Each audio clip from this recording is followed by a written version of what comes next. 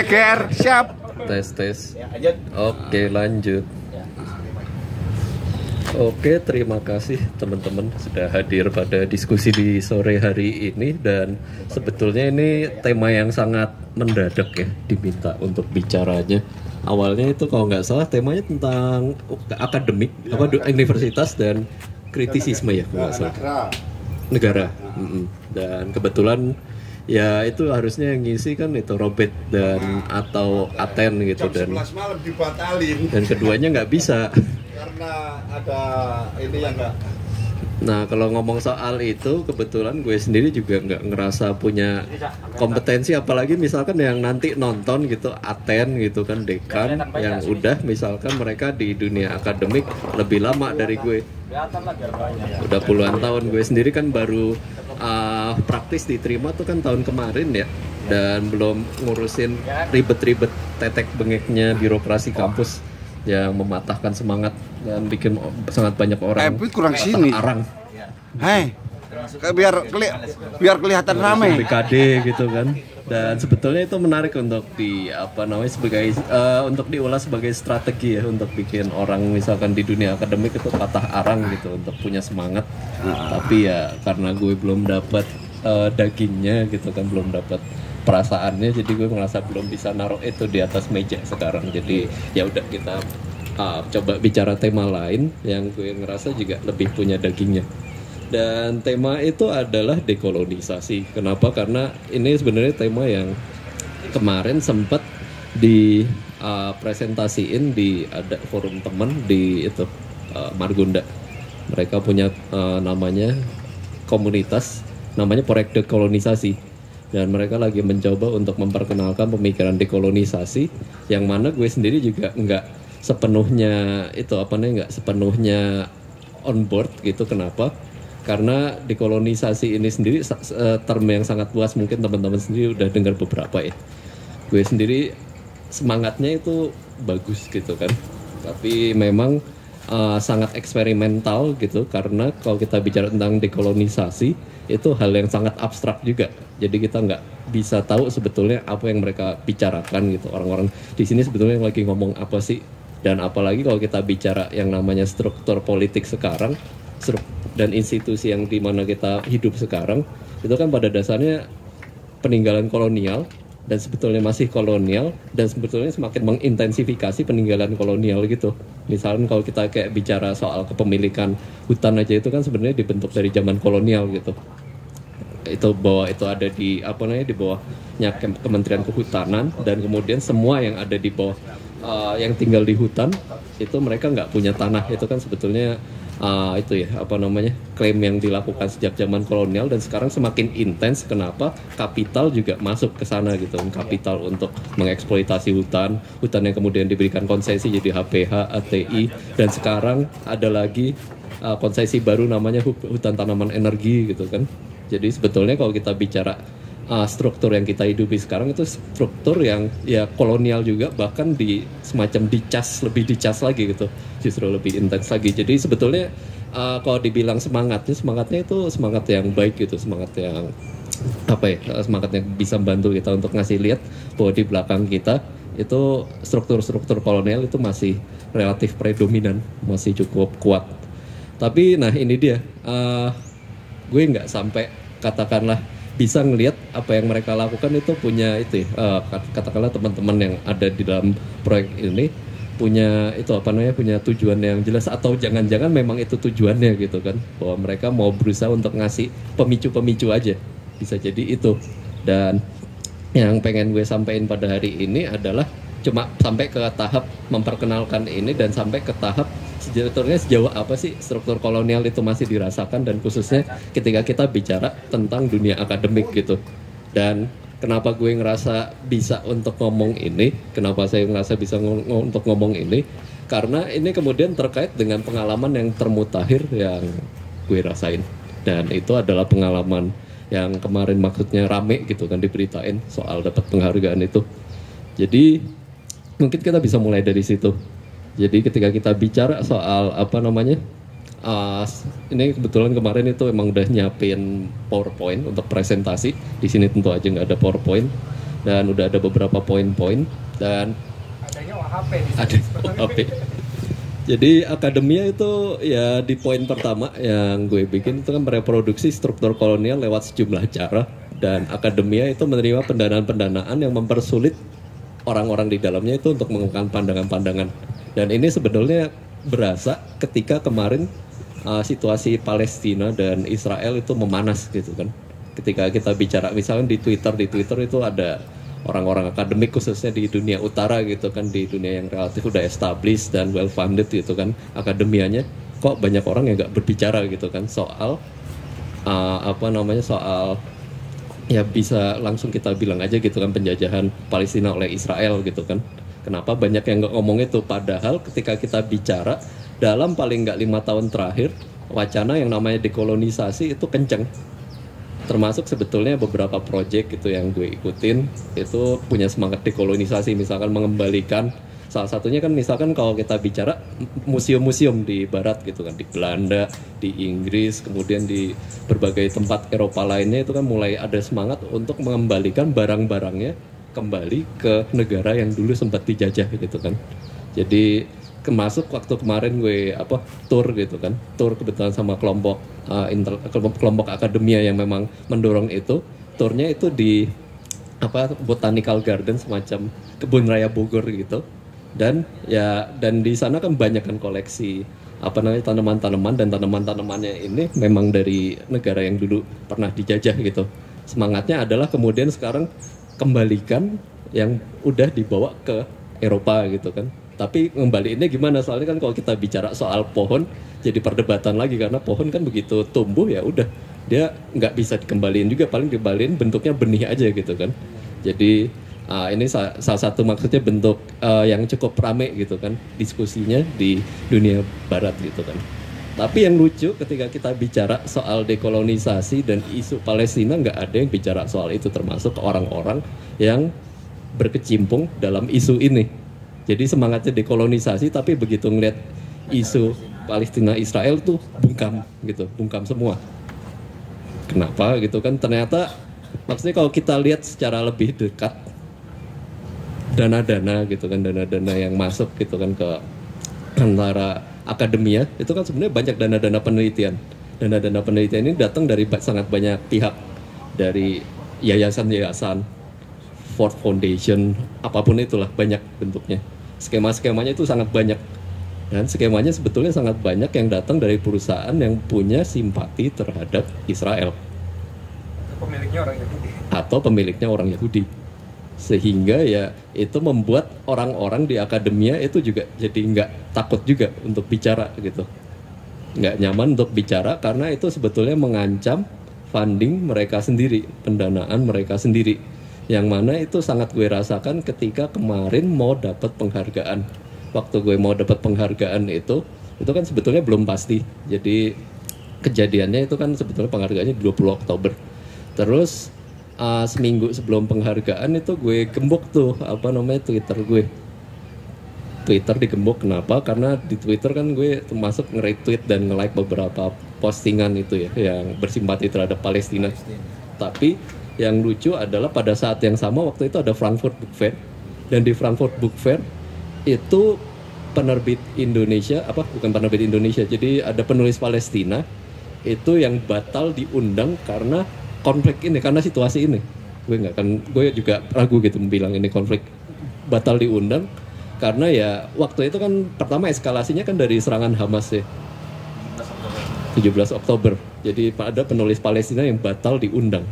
Dan nah kebetulan undangan penghargaan itu yang akan gue dapatkan itu akan diberikan sebenarnya dalam serial Frankfurt Book Fair juga. Jadi diberikannya akan di Frankfurt Book Fair, yang akhirnya waktu itu gue bukan orang yang sebetulnya senang untuk nge-delete tweet sendiri atau nge-unlike gitu kan tweet yang udah gue like gitu kan.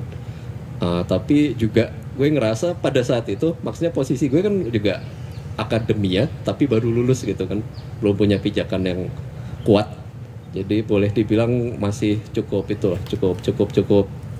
ringkih gitu.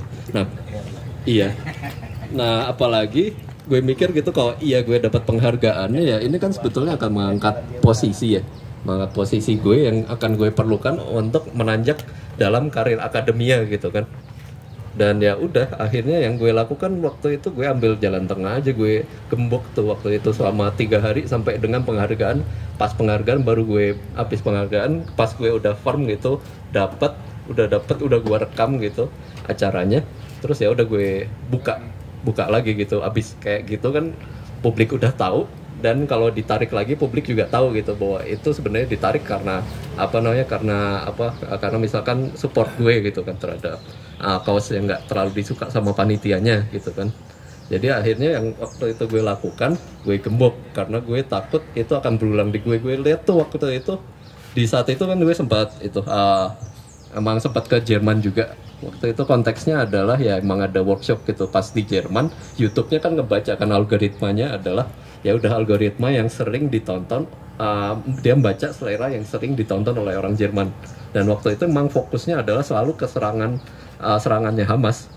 Dan seperti nggak ada muncul gitu pada saat itu ya serangan baliknya Israel yang jauh lebih ganas gitu, itu nggak muncul sama sekali gitu kan. Jadi betul media-media gitu kan, selera yang muncul di selera yang muncul di YouTube. Dan kemudian gue coba cek juga beberapa media secara langsung gitu yang berbahasa Jerman, memang yang kemudian pasca serangan Hamasnya, serangan retaliasi baliknya itu nggak muncul sama sekali gitu. Beneran gue sendiri juga kemudian sempat debat juga sama teman gue seangkatan gitu kan, yang orang Jermannya itu selalu ngangkat kalau orang Israel itu menyerang balik gitu kan ke Palestina, itu menyerangnya langsung ke Hamasnya dan mereka nggak akan menyerang anak-anak, bayi gitu kan. Sepertinya gitu kalau dari sisinya orang Jerman, mereka masih ingin terus membela Israel gitu. Jadi betul kayak gue ngerasa wah ini gue kayaknya nggak akan ada itu juga, nggak akan ada ujung juga kalau gue berdebat dengan teman gue orang Jerman gitu. Dan ini juga diakuin sama teman gue yang dia terlibat di partai kirinya, partai komunisnya Jerman, partai pekerjanya Jerman gitu. Kondisinya sama, jadi dia punya simpati yang sangat luar biasa karena dia punya simpati, dia Indonesianis, dia punya simpati yang sangat besar gitu terhadap gerakan anti kolonial. Dan dia mau ngangkat tentang Palestina tapi dia juga takut karena dia takut akan backlash dan akan buruk untuk kemudian ya partainya secara menyeluruh. Dan pada saat itu yang jadi masalah adalah semua partai di Jerman sedang melawan waktu itu yang sedang naik kan semuanya partai sayap kanan ekstrim yang anti refugee, yang nasionalis gitu kan. Jadi mereka juga nggak mau melakukan sesuatu yang ekstrim yang kemudian bisa membuat ya dukungan populer itu bisa kemudian beralih dari mereka gitu. Jadi kurang lebih ini struktur yang muncul gitu kan kalau kita bicara di Eropa. Dan ini juga terjadi di Amerika, kayak beberapa dana gitu kan, dana-dana penelitian, dana-dana akademik juga memang banyak yang datang dari ya itu afiliasi yang bersimpati terhadap kaus-kaus yang support terhadap Israel. Jadi kita bisa melihat bahwa di akademia ya kenapa kemudian kultur dan atmosfernya itu nggak mengarah kepada Palestina, karena ya memang pendanaannya masih ke sana gitu kan. Jadi ya kemudian mengalami depolitisasi. Jadi lucu ketika kita bicara dekolonisasi, pada dasarnya itu kan hal yang harus politis kan. Itu wacana yang harus politis. Tapi dalam kenyataannya dia menjadi wacana yang depolitis gitu. Selalu bicara misalnya tentang masa lalu gitu kan, kayak yang tadi udah gue kasih contoh terkait dengan ngembaliin barang-barang di museum. Tapi lantas bagaimana kayak situasi di Israel dan Palestina, yang mana itu situasinya lagi tengah terjadi, dan bukan cuma tengah terjadi, maksudnya ya tragis dan mengerikan lah. Jadi seperti itu. Dan kemudian ya dari situ gitu, pas ini presentasi di tempat lain, gue kemudian ngasih lihat ya bahwa oke, kondisinya kita nggak bisa betul-betul lepas gitu dari struktur imperial yang dibangun dari zaman dulu. Dan kedua, ketika kita bicara soal aparatus lain dari universitas, ketika kita bicara tentang universitas kan, kalau yang sekarang itu inti banget itu kan pemeringkatan. Dan pemeringkatan itu kan selalu dibangun sebetulnya dari jurnal kan, dan kemudian dari karya. Dan yang jadi masalah adalah ketika kita bicara soal karya gitu, karya itu yang dianggap punya otoritas itu adalah karya yang terbit di jurnal-jurnal berbahasa Inggris. Dan ada satu kajian yang mungkin nanti teman-teman juga bisa cari, bahwa penulis dari negara-negara yang berbahasa Inggris itu kesulitannya bisa beberapa kali lipat dari penulis-penulis di bahasa Inggris yang native-nya bahasa Inggris untuk bisa mengirim ke jurnal-jurnal bahasa Inggris. Jadi betul-betul tantangannya sebetulnya jadi 2 kali lipat dan berkali-kali lipat sebetulnya di sana gitu. Jadi pasca kolonial, ketika kita bicara soal ya struktur dunia akademik, dimana ya kalau kita bicara struktur dunia akademik kan yang dianggap masih jadi superior kan di sana gitu kan. Bicara ya kalau misalkan di peningkatan yang lazim ya paling selalu lah muter-muter di antara Harvard, Yale, kemudian Northwestern, kemudian beberapa, kemudian Oxford gitu kan, Cambridge. Tapi itu negara-negara yang satu gitu membuat mereka itu nulis dalam bahasa Inggris ya udah sama kayak kita cas-cis aja gitu kan. Dan kedua, pada saat yang sama gue juga ngerasain pas lagi berada di sana dan berada di sini itu adalah 2 situasi yang beda banget. Karena di sana itu bisa dapat misalkan lewat pertemuan-pertemuan kayak gini, lewat workshop kayak gini, ketemu sama editor jurnalnya gitu kan.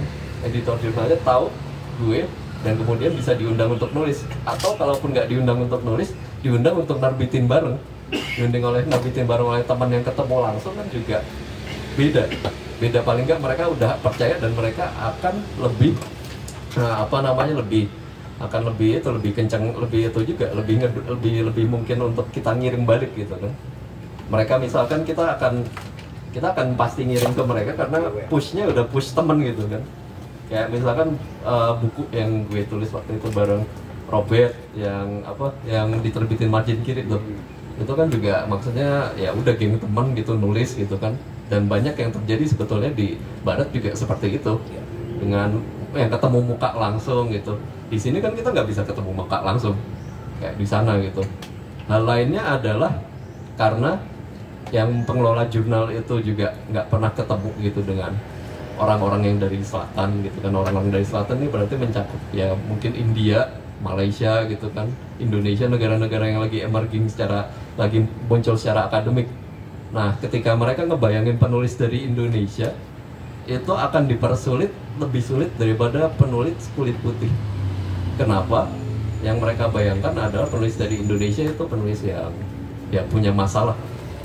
Jadi udah ada a priori duluan, entah karyanya itu kurang bagus gitu kan, atau karyanya itu punya potensi gitu kan, misalkan plagiat ataupun numpang karya yang sangat banyak itu masalah yang muncul dari karya-karya di dunia ketiga, sehingga sebetulnya pintu masuknya itu lebih kompleks daripada karya-karya misalkan yang muncul dari jaringan yang mereka tahu sendiri.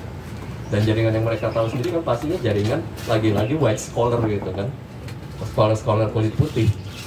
Jadinya kita sebetulnya juga bisa melihat bahwa akademia, kenapa kalau kita kemudian bicara soal akademia itu yang tinggi juga tetap balik lagi di barat gitu, itu sebenarnya struktur yang mereproduksi hierarki yang muncul sejak masa kolonial.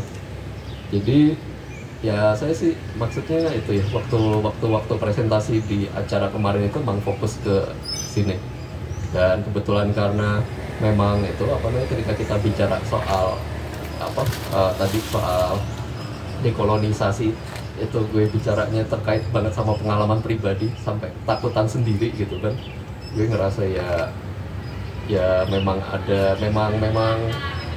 ya itu yang muncul gitu ketika kita akhirnya ketika kita bicara soal dekolonisasi di barat, kita beneran bicara secara teori aja. Kita bicara sesuatu itu sebenarnya secara apolitis, nggak kita bicara tentang tema yang seharusnya sangat politis secara apolitis, cuma ya beneran nggak terjadi di langsung, secara teori aja. Iya, secara teori aja. Jadi betul ya, disofistikasi. Nah, kemarin tuh juga ya kurang lebih itulah kalau kita bicara kemudian dekolonisasi, sebetulnya masih ada beberapa itu kan ide-ide yang muncul dari sana. Kayak di Indonesia kan juga kemudian ada kompleksitas lain gitu terkait dekolonisasi. Bicara pasca kolonial kan, koloni Eropa di Indonesia itu betul-betul kalau kita bicara di misalkan di Amerika Serikat aja gitu kan, kenapa kemudian diskursus tentang dekolonisasi itu juga cukup naik, karena yang banyak kemudian nulis sejak tahun 2000-an awal terkait agenda dekolonisasi itu penulis-penulis yang punya keturunan Indian biasanya. Dan ketika kita bicara di sana kan situasinya adalah ya koloni Eropa gitu, koloni white people masih ada di sana dan justru menjadi pemerintahan yang sah gitu kan. Dan orang-orang yang kemudian indigenous itu justru tersingkir gitu. Dan kemudian itu direproduksi lewat ya sangat banyak gitu kan, lewat dunia akademik. Dan kemudian dia muncul ya dengan cara itu apa namanya, lewat kemarahan-kemarahan yang muncul lewat tulisan-tulisan para itu scholar dekolonial gitu. Tapi ketika kemudian ya itu apa namanya, diskursus ini diambil gitu, kemudian menjadi mulai mainstream gitu di universitas, lucunya ya itu kemudian dia menjadi diskursus yang sangat normatif seperti yang saya ceritain tadi. Ketika muncul gitu kan sebuah situasi yang mengharuskan orang-orang justru mempunyai sikap politis gitu, mereka justru nggak bisa bersikap apa-apa. Jadi memang ketika kita bicara soal ya situasi dekolonial, ini situasi yang sulit gitu kan ya, karena apalagi ketika kita bicara universitas, sebenarnya universitas lembaga yang selalu bergantung pada itu ya sangat bergantung pada ya pasar utamanya selalu mahasiswa sih ya, dan kemudian sangat bergantung pada pendanaan, dan itu kemudian membuat ya kampus menjadi kehilangan independensi dan kemudian ya keberpihakan gitu, terhadap yang seharusnya mendapatkan keberpihakan. Mungkin gue akan berhenti di situ aja supaya kita bisa diskusi secara lebih interaktif.